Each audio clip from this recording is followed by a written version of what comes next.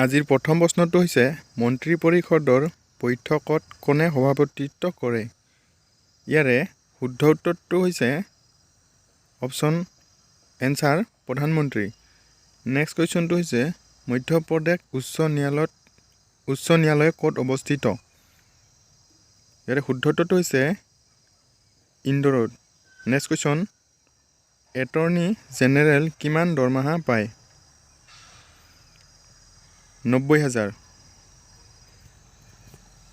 Next কুৱেশ্যনটো হৈছে ভাৰতীয় সংবিধানৰ প্ৰস্তাৱনা কিমান বাৰ সংশোধন কৰা হৈছে?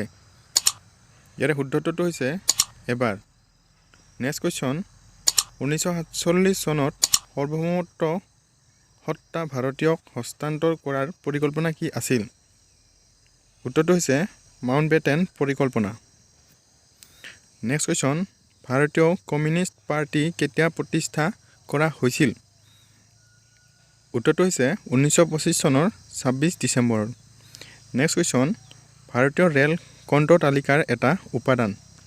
ইয়াৰে শুদ্ধ উত্তৰটো হৈছে সংঘৰ তালিকাৰ অৰ্থাৎ ইউনিয়ন লিষ্ট। নেক্সট কুৱেশ্যন ভাৰতীয় সংবিধানৰ কোনটো অংশই সমাজতান্ত্ৰিক ব্যৱস্থা স্থাপনৰ বাবে অনুপ্ৰাণিত কৰে? এনচাৰ হৈছে ৰাজ্যিক নীতিৰ নিৰ্দেশনামূলক নীতিসমূহ directive principles of state policy.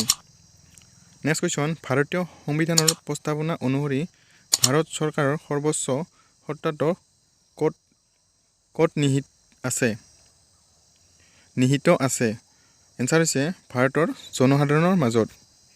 Next question ভাৰতত ৰাজ্যসভাৰ প্ৰথম অধ্যক্ষ কোন আছিল? Doctor S Radhakrishna.